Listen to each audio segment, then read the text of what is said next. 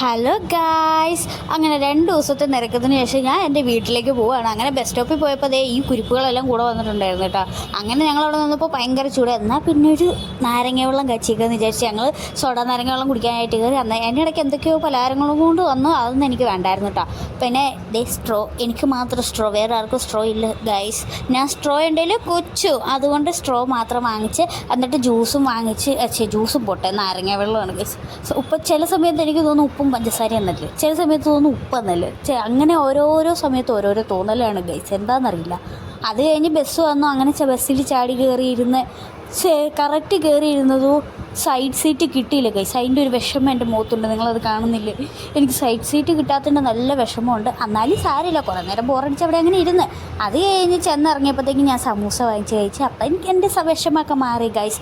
അവനെന്തോ പപ്സെങ്ങാണ്ട് വാങ്ങി തന്നു. അപ്പോൾ ഇന്നത്തെ വീഡിയോ ഇത്രയേ ഉള്ളൂ. Bye bye.